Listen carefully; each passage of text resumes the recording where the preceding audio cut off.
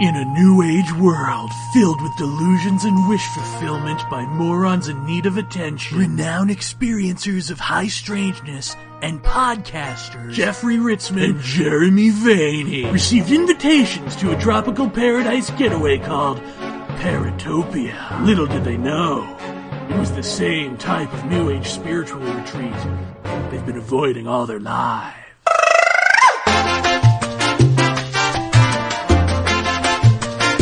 Oh, don't be shy. New Age is an oxymoron. Thought is for sissies. Come on, you can shake it. Yeah. We create our own realities, especially the homeless.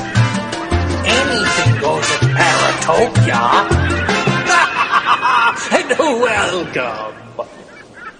Jeremy Vaeni and Jeffrey Ritzmann. So good of you to come. Well, the ad said we could take a vacation from ourselves. So and our lives do kind of suck. Yes, but I'm not married. No, not wives, lives. Oh, I don't get it. Well, just relax and let go your thoughts and your feelings. Breathe out your inhibitions and breathe in the salty sea, thick with humidity from a dolphin's blowhole. That sounds nice. Yeah, okay. Paratopia. She has everything but the one thing she is missing. A blowhole? A feel-good radio show about how the universe really works. Seriously, dude? You want, like, a science show out here in the desert? Sure, this is a beach. I'm from New York. It's all sand. Not a science show, a show about reality. The truth of what lies beneath all that day-to-day misery. You know, controllable fun, like Paratopia. I don't think there's a matrix of controllable fun underlying the... Oh, come now. You had me at I don't think. Well, I don't think. Huh. There's that phrase again, and it's good. Do not think. Okay, look, we didn't come here to take a vacation from ourselves as talk show hosts, only to host a talk show? That's not even a... I see, yes. Well then, I'll have to pay attention to my dreams a little more closely and manifest the perfect hosts. You do what you want. Anything goes at Paratopia. But first, join me in a drink, will you? Will you, Jeremy Vaeni? Yeah, I guess so. Will you, Jeffrey Ritzmann? Yeah, what the hell? I like beverages. Then it is settled. Here, grab a drink with a crazy straw and suck on it. Oh my god. I don't feel so... Is your head spinning because everything else is? Huh?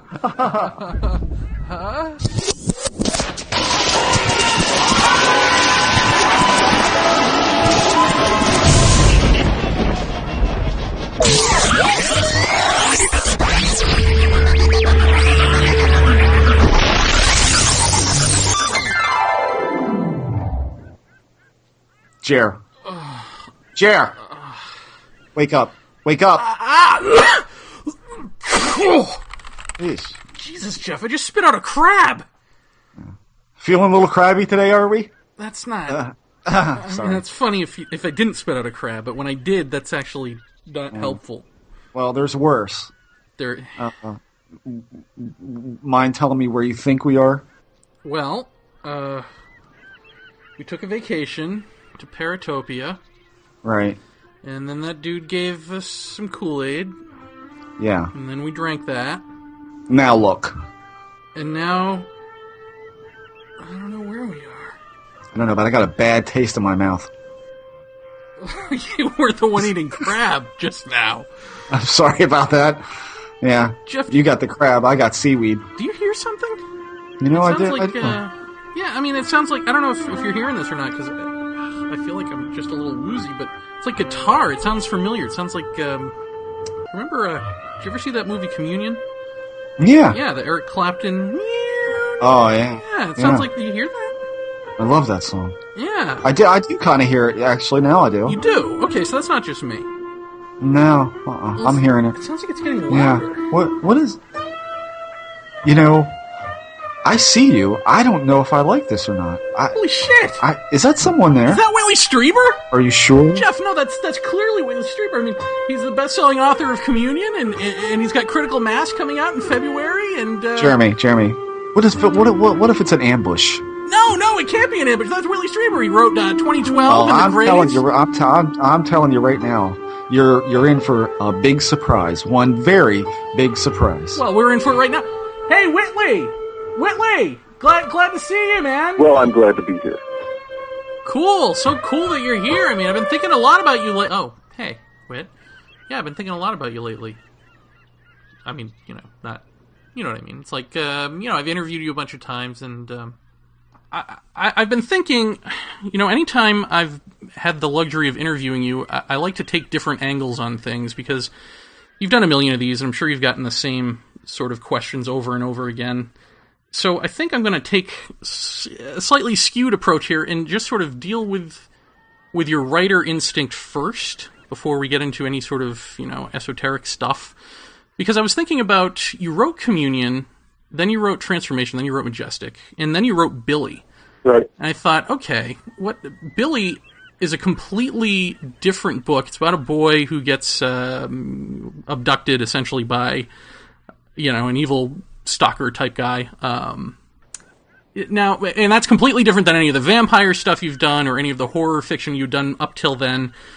What was so specific about that type of story you needed to tell after 3 books about aliens? Well, it was nothing in particular. I just wanted to get away from the whole alien thing. I had an experience in 1988 that really, really put me off the alien books, especially the non-fiction ones, which was right before my book Confirmation was published, which included quite a bit of information about the Air Force and its cover-ups and shoot-downs and whatnot. A big magazine called Parade Magazine, published a fallacious article about me saying that I had discovered that I did indeed have temporal lobe epilepsy and that I had made a big contribution to the Epilepsy Foundation.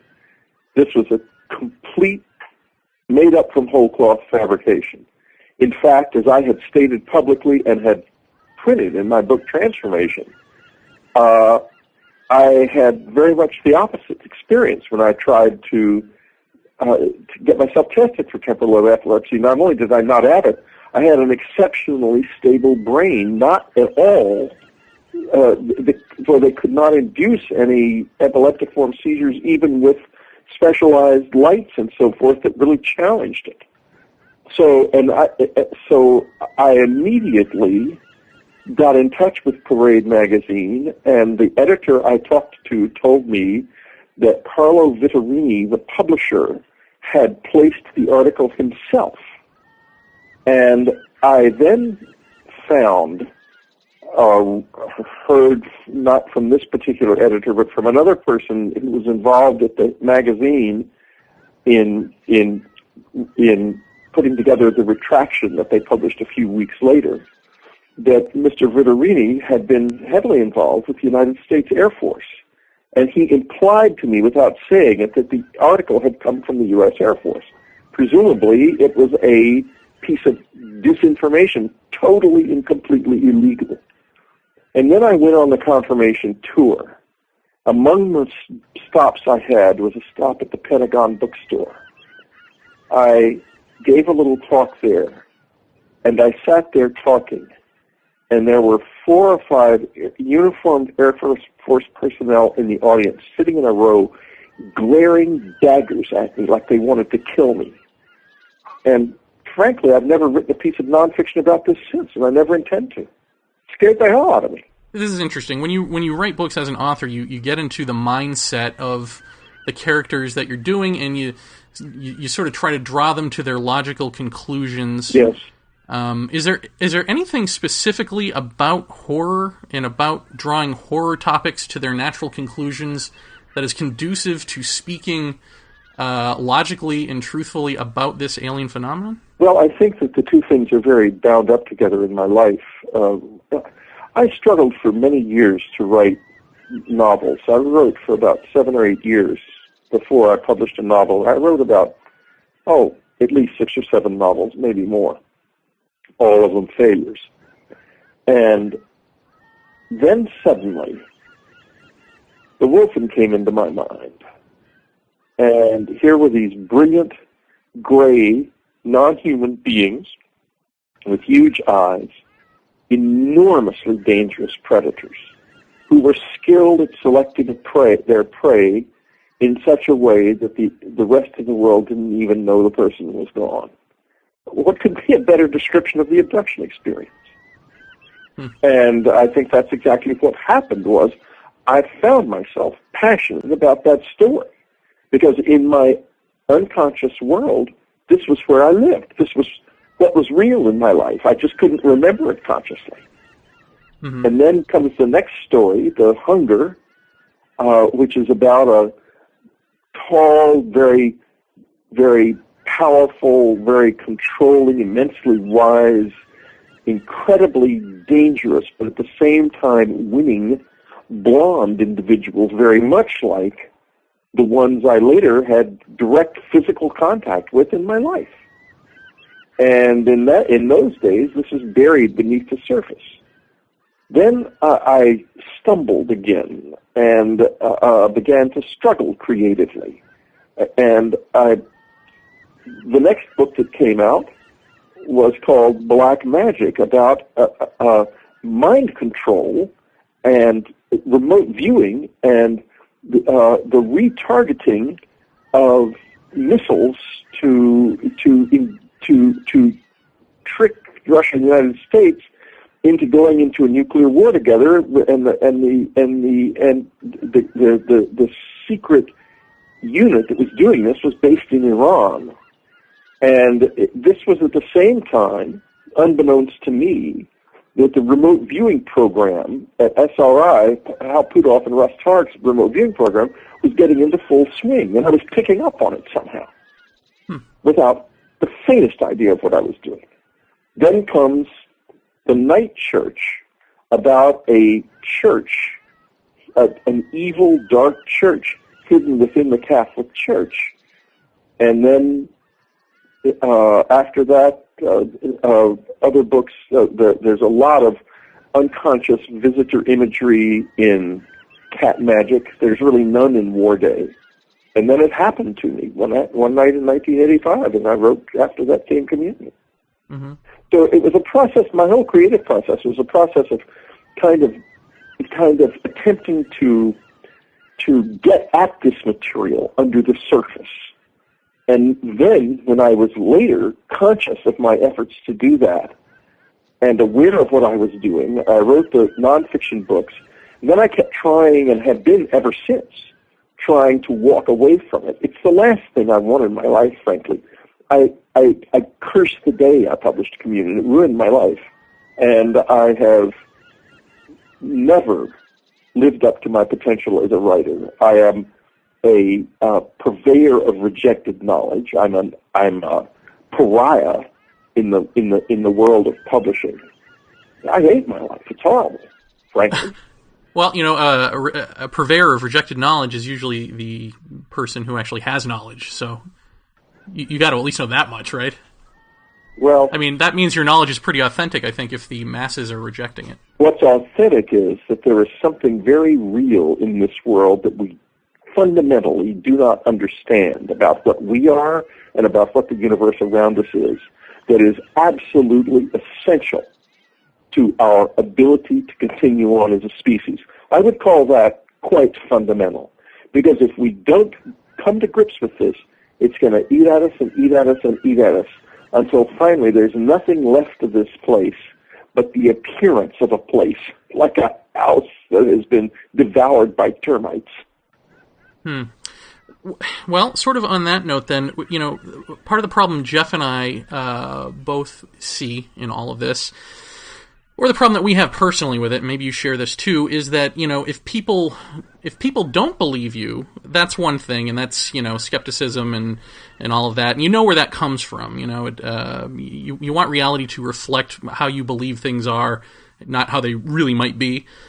That I get, but what I have a problem with, and I think Jeff shares this, and maybe you, are the people who actually do believe and think they're onto something, but that's clearly delusional, and then you get lumped in with those people. How have you dealt with that in your own just personal life? I mean, people coming up to you and saying, "Oh, yes, I've seen the thing that's on the cover of Communion. I have had these experiences," and you know that they haven't. How do you must encounter that quite a bit. Usually the people who come up to me have had the experiences. Occasionally, I will find some individual who's clearly delusional, but I'm no professional. I can't tell. Mm-hmm. If somebody says to me that they've had this happen to them, I'll generally take them at face value, because I had no choice but to take myself at face value, even though I thought it was a load of crap, frankly, after it happened to me. I thought I'd been drugged. And I thought I knew who had done it, too. And my initial thought was to pursue it as a criminal offense against me. I thought I had been drugged and raped. And I thought I knew why. And to be very specific, when I published my book, War Day, the Reagan administration was hot to trot to harden the American manufacturing infrastructure and industrial infrastructure against a limited nuclear war. And they were asking for a large budget from the Federal Emergency Management Administration from Congress to do this. And War Day went through Congress like a house of fire, and it killed that bill, killed the whole initiative. Now, I knew Brent Scowcroft at the time to be a vindictive bastard. And when I had my close encounter experience, there was a person there whom I knew from college, who had joined the Central Intelligence Agency. And although I didn't put this in the book, and I'll tell you why in a minute, my initial thought was he had been detailed to come after me, because I knew that they fooled around with drugs and stuff because of things that had happened I was aware of in college. And and I thought they had drugged me and that they had raped me, and that this man, known to me to be a bastard and known to me to hate me, from one of the staffers in Ted Kennedy's office, who called me and told me to watch out for him, that he was after my ass. He actually said that you'd better watch out for the IRS, because we think he's going to put the IRS on you. And I thought, no, he didn't. He put the CIA on me instead. So I knew the guy. I was still in touch. I mean, I hadn't talked to the man who was there in a couple of years, in 2 or 3 years, but I had his phone number and stuff, and I called him. I couldn't get a hold of him. The line was disconnected. Didn't surprise me too much. Through some mutual friends, I got a hold of his brother, and the first thing that happened to me, immediately after I had been confirmed by my doctor that I had been raped, which I also not only didn't put in the book, I didn't tell my wife for 20 years because it was so humiliating. I found out my friend, my CIA friend, and that's in quotes, had been dead since the previous March. He was dead when I saw him sitting there with the aliens, supposed aliens. Mm-hmm. So what in the hell happened that night? Then I find that it's totally ordinary in the experience for the dead to show up along with visitors. I'd say good 20% of our letters that we got from people mention it specifically. Mm-hmm. And it used to happen at my cabin all the time when we had groups of people up there and the little gray aliens were coming. You'd know they were showing up when people started to see their dead friends walking around in the house. I was utterly fantastic. Mm-hmm. So what do you think it was about? Is it really some Buck Rogers aliens from another planet come down here to diddle with us and fool with us genetically? Maybe. Maybe that's part of it. I don't know. But I'll tell you this, there's a big part of it that we do not understand at all. Yeah, well, and that sort of gets to my sort of mantra going into 2009, which is ask who is creating the narrative, because more and more I keep seeing this. There are little gray alien doctors that are here, creating hybrids to take us over, sort of the Hopkins-Jacobs perspective. And having spoken about Hopkins, not really to David Jacobs, but hearing about him, it's clear that, well, Jacobs won't even acknowledge you if you don't conform to that narrative, but Hopkins will leave out as outliers any information, any testimony that is more quote unquote supernatural than that, or even just outside of that narrative, because it's not something that makes sense to him. So, but in talking to, again, Jeff, and thinking over my own experiences, and in talking to anyone who's an abductee, including Hopkins' own people that he uses in his books, having met them now, we all have these more extraordinary experiences that are part of this so-called abduction phenomenon. Can you speak to that a little bit? I mean, how do you make sense of the high strangeness? Well, what happened, I don't make sense of it, first of all. However, I can certainly talk about it because I've thought about it a lot. I found out when I was in Bud's group early on that this was a feature of it, and this high strangeness and of other people's experiences, not only mine. And he just would have none of it. He didn't even want us to talk about it. And eventually, of course, my relationship with him deteriorated, and I became the enemy because I wouldn't basically stop talking about it, because I'm going to talk about the whole experience as I see it and as it lays itself out to me. And frankly, the more I relaxed into it over the next 10 or 15 years, the stranger it became. Until finally, at the end, it was ultra strange beyond anything I could even conceive, and frankly, probably beyond anything I could even write about even now, looking back. It has tailed off a lot lately. There's only been in the past year, I think, it was all actually last December, there was an experience, but there hasn't been anything like it used to be. For the first 11 years after I had the community experience, I had a whole repertoire of things happen. Now, that said, so did a lot of people who came to my cabin, and a lot of them had this then in their lives for years afterwards as well.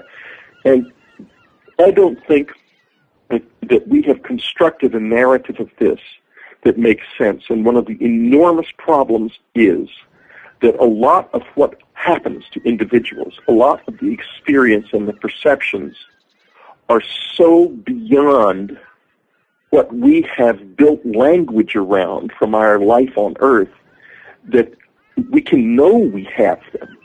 We can know it happened.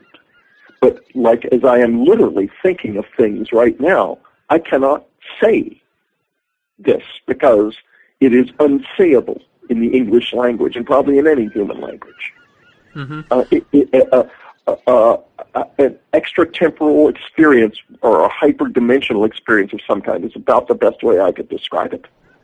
I know that you were at the first Star Nations gathering, right? After the White Buffalo I may have Cafe. been. I have no idea what even you're talking about. But go ahead. Well, I was told you were there. I'm sure I was. Standing Elk had put together the Star Nations gathering after the White Buffalo David Cafe. Axelrod, with no memory of what I just said a few weeks ago to Blagojevich or whatever his name is. But go ahead. I'm sorry. Well, okay. What I was going to ask, maybe you picked up some of it there, or you'll just know what I'm talking about. But the Lakota way of thinking is that there is no such thing as I, me. So if they don't have that in their language, if they don't have, sort of the I, you split, and they're in contact, if they are, with these star people, is that perhaps the type of language that we need to be looking at? So that maybe it's not English that can get at it so much as it's this this sort of, other mindset that doesn't have sort of the separation of self. Maybe we have to adopt something like that. That's a really brilliant idea, because I think you're really onto something there, because I've always felt that the Native American take on this was much more sophisticated than what we are able to achieve using this far more temporally disadvantaged, if you will, language. English is an extremely linear language, and the English concept, the European concept of self, is extremely isolating. And what you're looking at here is a language that may have forms in it that are much more accessible to describing these experiences. It's quite possible, I don't know because I don't speak the language. I think also that some of the extraordinarily sophisticated and subtle languages of the Brazilian native people of Brazil, for example, whose languages are very grounded outside of, if you could use that word, outside of time, might be better able to describe these experiences than we are as well. I don't know. Mm-hmm. But the inability to describe them means also an inability to understand them. And what comes out, for example, of one's mouth is that, the visitors are somehow connected with the dead. But what does that really mean? Does that mean that something happens in your mind when you're with them that conjures up your own memories of your dead and brings them to mysterious life in the context of the close encounter? We don't know the answer.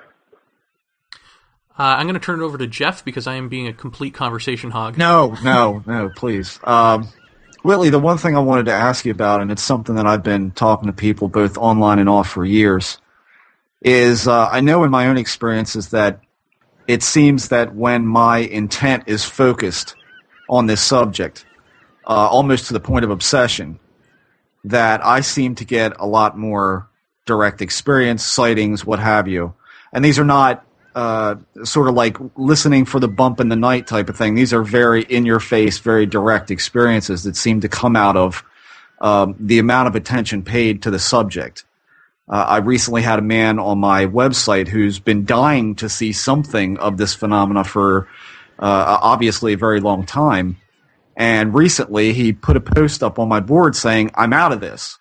I've been paying way too much attention to this, and I've had literally 4 in-your-face sightings in the course of a week. I don't need this in my life.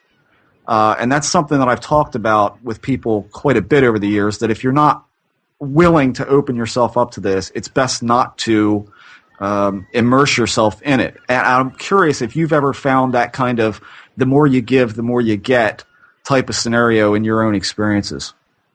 No, absolutely, no question whatsoever about it. That's why my experiences happened. Mm-hmm. They happened because I started going out in the woods, and this once I had eliminated all the other possibilities, I knew that this was something really, really strange. Early on, I thought it might actually be aliens, and I suspected my friend, who I talked about earlier, might even be alive, that he might not be dead. But once I wrote Communion, and I realized that so many people had that same connection, I should have put the experience of him in the book too, but I didn't. Mm-hmm. In any case, the more I went out in the woods, the more I challenged myself and my own fears. They came back. They got interested. Mm-hmm. And it developed gradually over time into a very much of a long-term relationship that was all centered around meditation. Mm-hmm. And in the last year or so, a man started coming to meditate with me almost every night. And I say a man because he was not very large. He was a smallish man. He wore a little tunic. He was very slight. He smelled human, in fact, quite strongly. He was like a person who never bathed. In fact, wherever he came from, that wasn't something they had invented yet, or perhaps it was something they'd given up. In any case, right. He used to sometimes sleep in a bed in a room down the hall from us, but no matter what we did, no matter how careful we were never able to confront him quite directly. He would come onto the roof and then down through the wood into the room, and night after night after night. Annie finally came into the room one night to have this experience, because it was quite extraordinary that this was happening, and she could hear him in the house too. The cats were reacting to his presence. It was obviously that there was a third person in the house we could never quite see. And when he hit the roof, a number of others hit the roof too, and she said, "I can't handle this." And she got up and left. Right.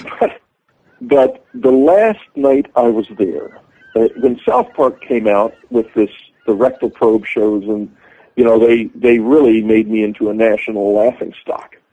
Right. And my sales of my books just dropped through the floor, and they've never really recovered. I've just been sort of living in a scratch existence ever since. But they I was bankrupt. I had no more money, and I had to leave the house. We were foreclosed long before it became fashionable. And the last night I was there, they came. This fellow I had had so much experience with him, so much communication, and I didn't know whether he would ever come back again or whether he would follow us to the little condo in Texas we went to or anything. And I finally asked him, I said, I know that I cannot have seen you the way you really are, because I see a human being, a body, and I touch you, and it's a body. But that can't be what you are, because if you were like me, a body, you wouldn't be jumping through ceilings and things. Right. So then there was just silence. He used to stand behind me and put his hands on my shoulders. And if I even so much as thought about turning around, the little muscles in my body would start to work. The hands would go away, and he'd be either gone or standing back way across the room, 5 feet, 10 feet away. He would never just confront me directly, never. Mm-hmm. Anyway, that night, I waited for him after I said all of that. Nothing happened. But, well, this is it. This is how it ends. It ends. So I got up and I went to bed, and suddenly the front yard, I saw a lot of light in the front yard. And I thought, oh, good, the house is burning down. Now I'll get the insurance and we won't have to leave. But that wasn't the case. I rushed to the windows, and this absolutely remarkable event occurred. This light came from the meditation room out over the front yard, this beautiful, like star at eye level, though, and about the size of a basketball, but sending out rays that actually penetrated you, like they felt like pins going through my body. And they penetrated me. It felt like somebody kissing me. And I'm right now up against the very linguistic issues that we were talking about a moment ago. I was simply overwhelmed by this fantastic intimacy and grandeur of this experience with this person I had been so close to for all of these years, and never knowing that I was actually in the presence of some extraordinary being. And there he was, and that was it. He disappeared a few seconds later, the light went out, and I left the next morning, and that was it. Unbelievable. So, Whitley, given everything that you've experienced over the years here, how would you, I don't know, maybe as an author, I mean, I don't want to put you on the spot as saying, what is your definitive take on this? Because I know that changes with information with time, but how would you play this out to its natural conclusion? Where does this go? It's still going. I mean, where does the relationship with these beings go for us? You know, we've got this disclosure movement that says we want the government to tell us what they know, and then we'll join a galactic federation, et cetera, et cetera. I mean, it's rejected knowledge. It ain't going to happen. What's really going to happen here is that this planet, you really want to know the truth. Yeah. This has rejected it. This has rejected the next step, the step that would have taken us into the cosmos. This species has said no to that. So now we go down. And we will go down and down and down. Whether we will die as a species or not, I don't know. That's not for me to know. But I will tell you this, if you come back here in 1,000 years, what you will see is a version of hell that is unlike anything you can now imagine, where it is a combination of extraordinary poverty, extraordinary danger, and profound intrusion. The species will no longer be, as it is now, independent and isolated in the bodies that we are in now. There will have been a whole new ideation of technology that will have, at first to our delight and then to our chagrin, eliminated the barrier between the individual and the group and the machine. And believe me, I've been on a lot of rides in my experience, including seeing the outcome of different reactions to this in other worlds. I won't even get into it. But suffice to say, this is not a place you're going to want to be in not very much more time. 1,000 years in this life, as I see it and live it, is nothing. It's a second. And in the next second, mankind is going to curse the day that basically what will become one of history's most reviled institutions, the U.S. Air Force, began to shoot when we touched the edge of heaven and directed us instead into the pit of hell. Well, I guess we should probably leave it there. Yeah. On that happy note. Whitley... I sing, I dance. Yeah. A half hour is not enough time with you. We need to have you back on. So please do come back on. Thank you so much. And give us a little something about your book coming out in February. Give us a taste of that. It's called Critical Mass, and it is about the danger of nuclear terrorism. It is a thriller, and it is also penetrates into the mind of Muslim terrorists in a way that can't be done elsewhere. You will find out how they think and why they think as they do. And are you hoping to have the same effect with this as you did with Coming Global Superstorm? I'm hoping to, yes, because this is a terribly, terribly vital and important problem. And one way in which our world unfolds involves nuclear terrorism, and it's something that we absolutely must prevent. Because I talked a few minutes ago about 1,000 years. If that happens, then it's not 1,000 years when that sort of thing begins to unfold, but less than 100.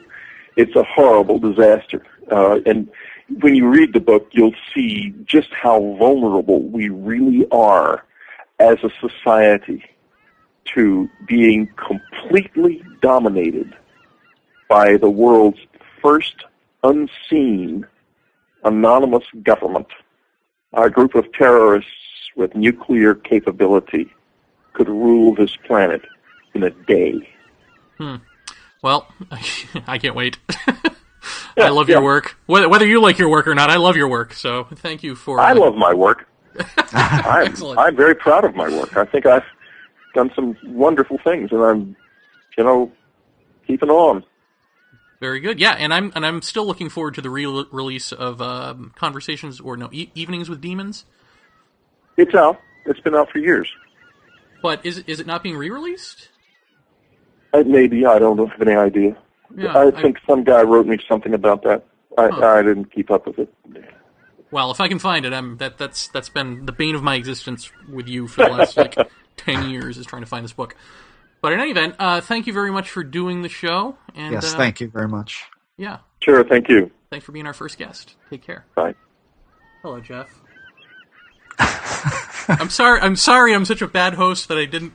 No. I didn't give you more No, questions. that was good. I asked the most important thing I wanted to know, and that was good. I was kind of thinking, gee, you don't really want to ask the communion movie questions after. No, after that. No, definitely not. Definitely not. So anyway, getting back to Communion the movie, what did you think of? Definitely not. I hate my life. He's so cheery. That was such a whirlwind, wasn't it? Yeah. I think, like most writers, he can see the absolute good and the abysmal evil of everything, and everything in between. So it's I've heard him speak like that before on a couple of different programs where, and the one thing I actually wanted to bring up to him at the end was, he talks about if we ignore what this phenomenon is presenting us with, and we ignore the relationship that can be had with it, we get what we get, that kind of thing. Well, my question is the phenomenon going to allow us to ignore it for much longer? I think. Well, it sounds like already, what he's saying is yes, because it's a rejected knowledge, and so it's not going to be any sort of great giant disclosure type thing. Well, did we ever think it was going to be a big top-down revelation to begin with? I mean, no, some of us do, but no, I don't. And no, I think what he's saying is, we had an option, we had a fork at the road, and we chose hell.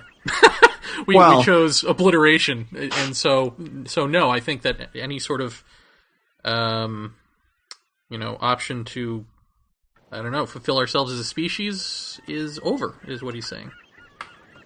Well, we chose wrongly already. I don't know that I agree with that as a whole. I get the.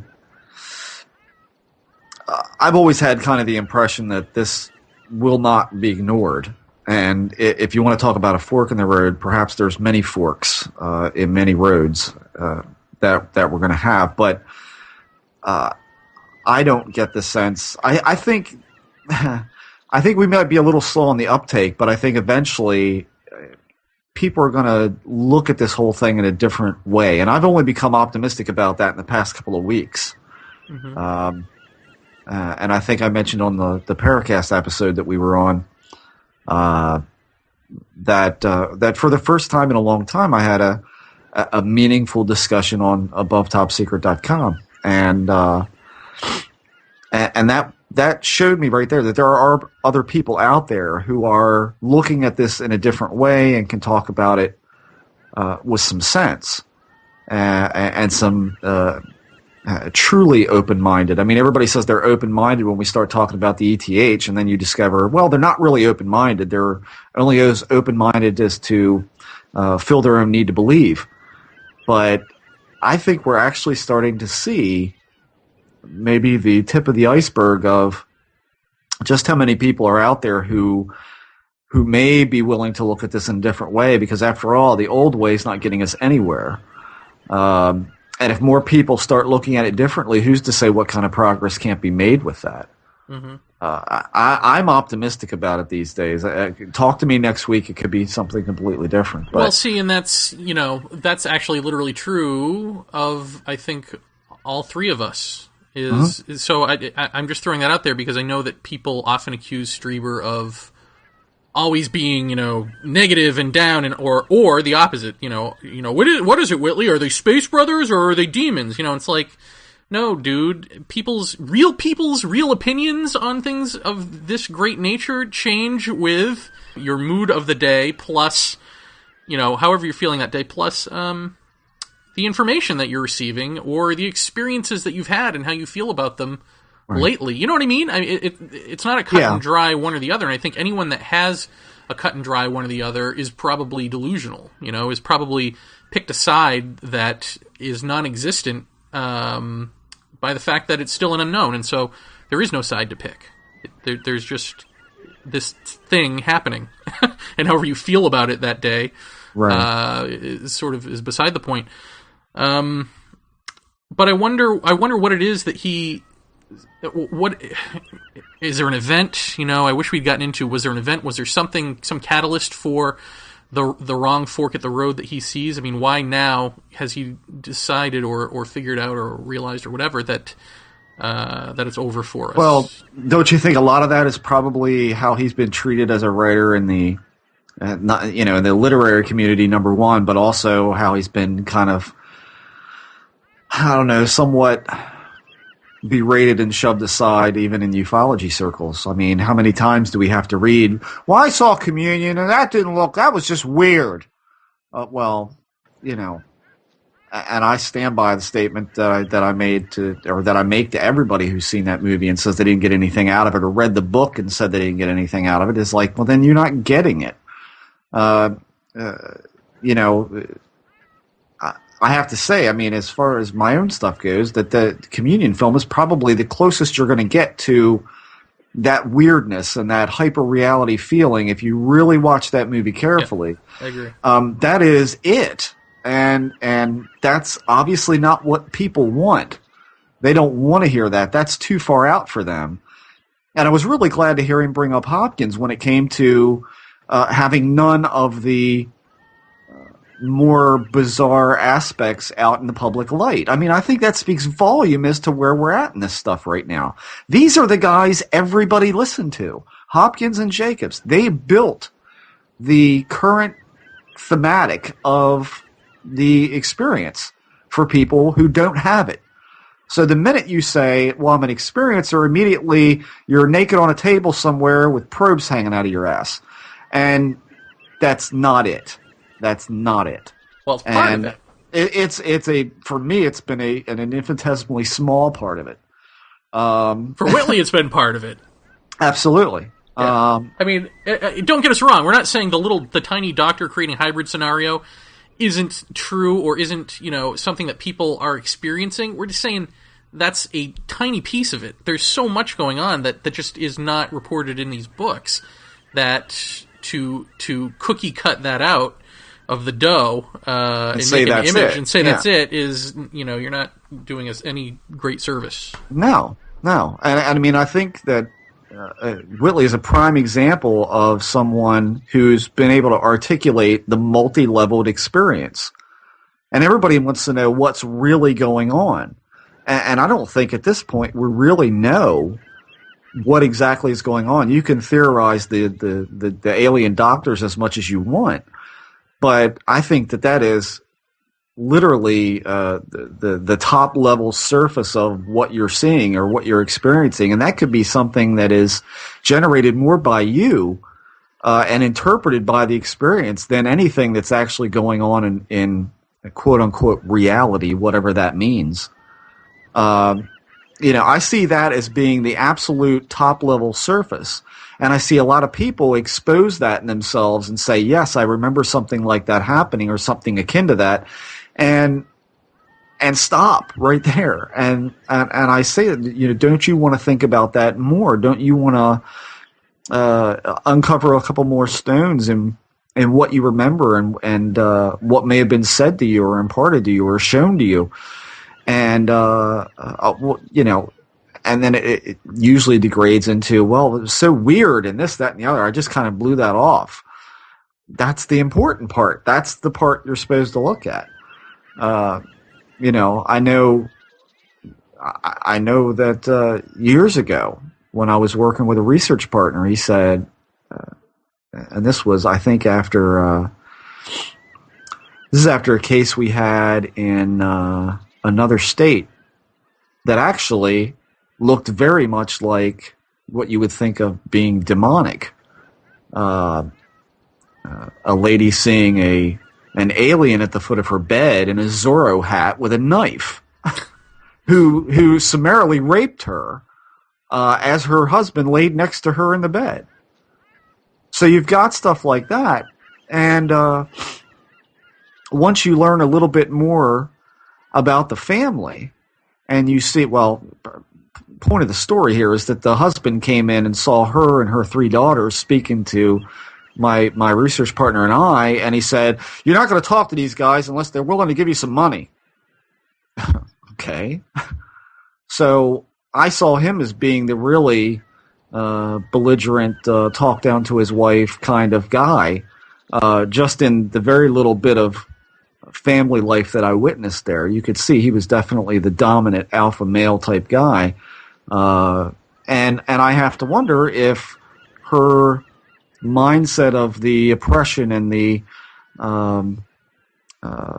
I don't know how else to put it, but the being under someone's thumb and being the subservient and the victim in this kind of thing, and a lot of that was conveyed to us as well, as that she wasn't particularly happy and so on and so forth.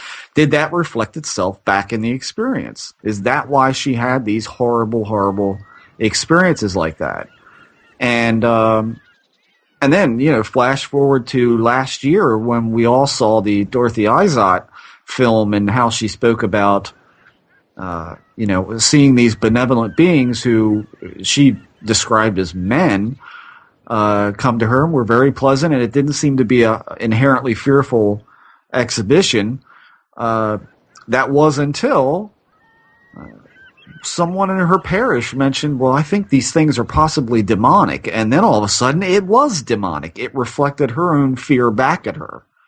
And I remember you talking with Whitley on the 2012 show with Culture of Contact, where he was talking about a woman who stayed at the cabin and or a man, and when he saw one of these beings, he freaked out, and then all of a sudden it took on the appearance, or its head took on the appearance of a hawk. And him saying, this is not something that they can help.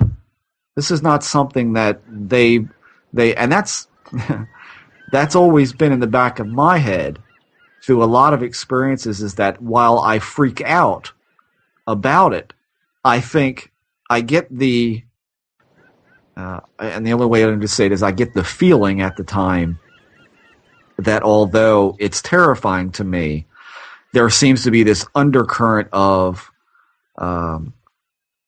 in our native English, of sort of, oh crap, how do we stop doing that, and essentially the no, don't scream, no, don't scream, that kind of, it's okay, but you can't help but react the way you do, and they can't help but react the way they do. Mm-hmm.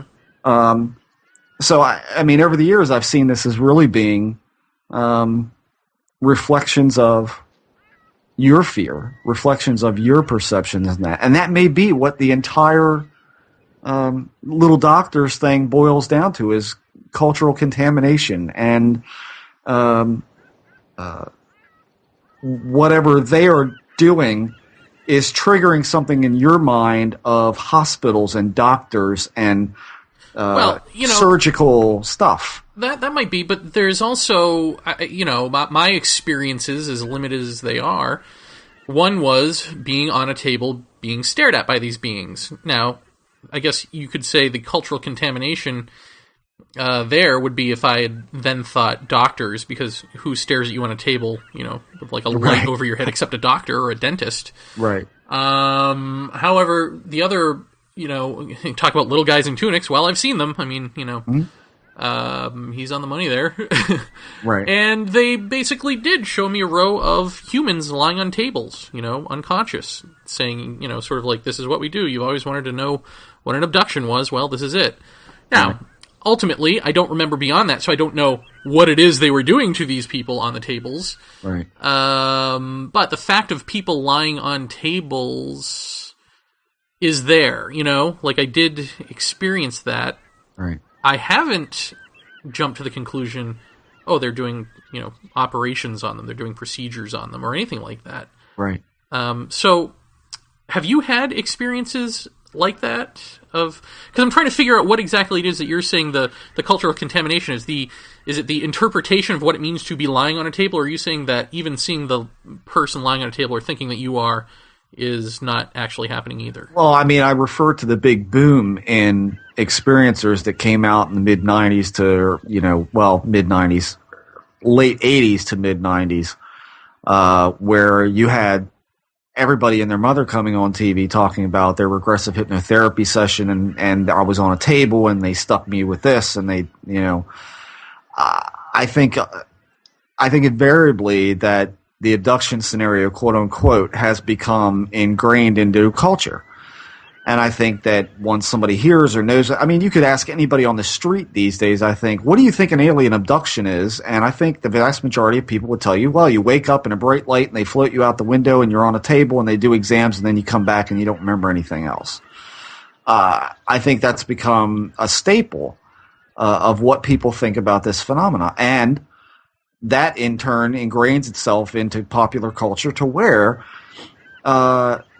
that's all you, if this experience, if this enigma does present itself to you, that will be your experience, because that's what you expect to see. That's what you expect to have happen. What is really happening is the question. Mm-hmm. And I think that, I've only had a couple of those things where one I won't even discuss, but the other I've talked about with when Lisa and I took the drive up to the country, and I wound up on a table someplace very cold, but I had my clothes on as far as I can remember, and somebody trying to stick something in my eye. And again, I think that boiled down to nothing, but we want you to look at us and acknowledge us as real as you are. We are as real as you are. And therefore, then came the point where the one says to me, do you want to hold my hand? And I said, yes. I don't even know who these people are. but I'm in such a desperate situation that I'm reaching out to any kind of sympathetic, notion thrown in my direction. So that's what it boils down to. I don't think this. I think there's something multi-leveled underneath of the classic abduction scenario. That if you're willing to say that's not it, and I won't accept that, you will have other experiences that are much more, well, at the same time, they're much more bizarre and terrifying, if you want to call it that. That they're also more laden with some kind of meaning for you. And mine was all based around my fear. You know, it's interesting. I think something that Teokas and Ghost Horse of the Lakota had said is that that they see things metaphorically. I think part of what he was driving at is that they... It's hard to describe, but it's basically, I think it would be this. What if there is a civilization? I mean, metaphors are a higher form of language than just literal surface, text in direction in fundamentalist thinking. So what if there are beings that actually operate from that metaphorical point of view? So that somebody like Dr. Sprinkle, who believes that what these beings are doing, kind of like what you're describing, are like sort of plays. They're putting on plays to your expectations and giving you, quote-unquote, what you need in these ways that seem abstract and weird. Huh? High strangeness theater. High strangeness theater, but that is actually how they communicate. That it's not that they're putting on theater necessarily in the way that we would put on theater and have to think of what things mean in terms of metaphor. That's actually the point of view from which they function. What do you think about that? Then how do we talk to them? We have to get there, I think, and I can only speak from my experience in that way, is that they speak visually. It's very visual. And I always thought that was because I'm a visual guy, doing what I do for a living. That's what I do. So I figured that was their choice of operation. Apparently, it's not, because too many other people have come forth and said, that this is like a visual language. This is much more, a much more clear and concise way of communicating. And we are not used to that. I don't think we're so. Doing what I'm doing right now, trying to think of the right words for the right things. Well, we're used to parable. The Bible or any Bible, pick a Bible, is is all about metaphor and all that. But then you have to know what the deeper meanings are that they're trying to convey. I mean, there is the human aspect to metaphor where we have to actually get what the fuck it is they're trying to say. Right. Or, well, I guess this is a family show now, so what the bleep they're trying to say. So, do you think that that's a dilemma that they acknowledge that if you have a race that speaks in metaphors and visuals, how do they know how to communicate that with us in a way that is meaningful to us? Oh, I guess that's a rhetorical question. I'm sorry. No, I mean, I think. And again, we don't know. We don't know. I think that the problem with, and let's go back again to the operating room and the little doctors. Again, that could be completely contrived by us as a screen for what's going on, but we can't escape the alien. We can't escape the alien. The alien's going to be there. But are we flashing back to birth? Are we flashing back to nightmares of I mean, and really, there is nothing more horrifying to me, at least, than being operated on by people you don't know what they're doing or how clean they are, or and you seem to be in this kind of theater. You're kind of in this, and it's always felt that way to me. I mean, even from being a small child in the bed with the black sheets, which I've described before ad nauseum, that felt like there were hundreds of people around the bed or whatever I was on, and they were all watching me. It was this I felt the focus of the looks, which is why I've never been a big fan of crowds growing up and even now. But if they're speaking in a visual way, I would think that they would know enough about us to know how to do that effectively.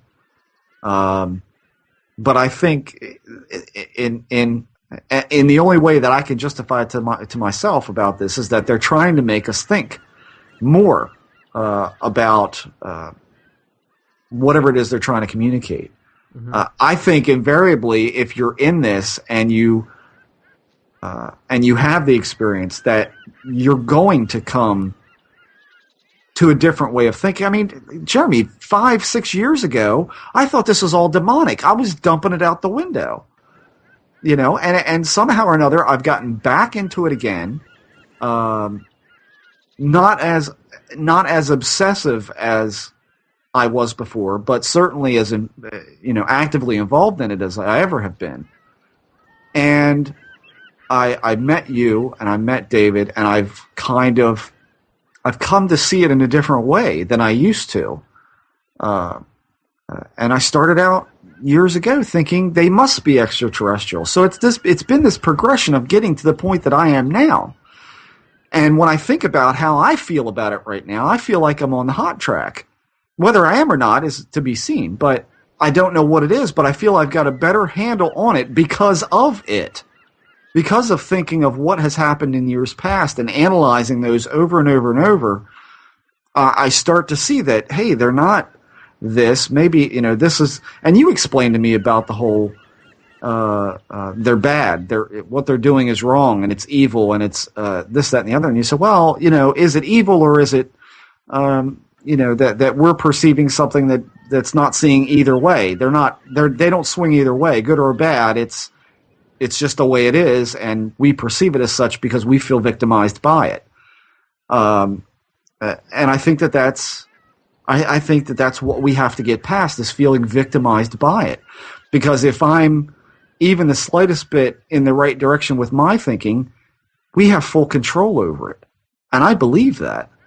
And by the way, if you're just hearing us for the first time, we're doing a really bad job at our first show here, because we're basically assuming that you know who we are, and hi, who Teokas and Ghost Horse is, and all this sort of stuff. These things that we're just sort of talking about here.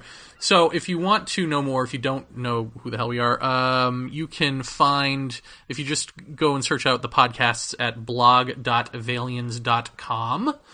No www. Just blog.valians.com. I have a bunch of podcasts there, some of which Jeff is in, some of which Teokasin is in, Strieber, etc. So you'll find all the stuff that we're talking about there in terms of, Jeff saying, well, I've talked ad nauseum about this and that and the other thing. Well, you can find it all there. So he doesn't have to talk ad nauseum about it here. I think at some point, maybe the next show we do, I think we should maybe do kind of a recap of who the hell you are and what I am and what I am, who I am, and what you are. And well put. And kind of, give new listeners the lowdown on where we stand on all this stuff, and and the battles that we've fought since we've known each other. What, a year or yeah. Well, has it been 2 yet, or just a little over a year? Yeah, it was this summer of 2007. So, I mean, I think it would be worth to set the tone of the show to say that we don't think about this what a lot of people do, and well, yeah, because we think, but also because we've kind of now got the reputation of being difficult on the mainstream ufologists.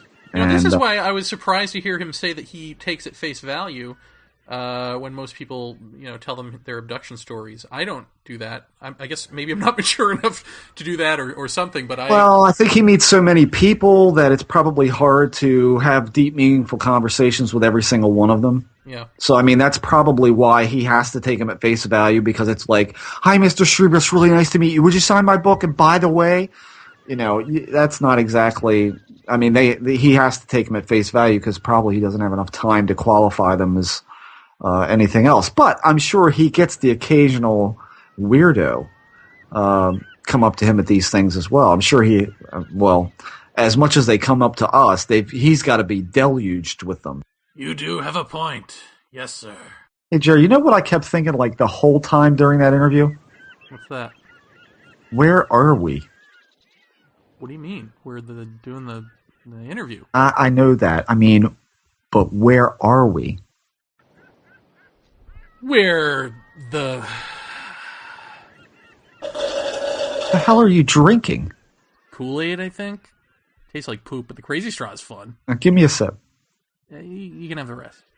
Oh my god. I don't feel so... Is your head spinning because everything else is? Huh?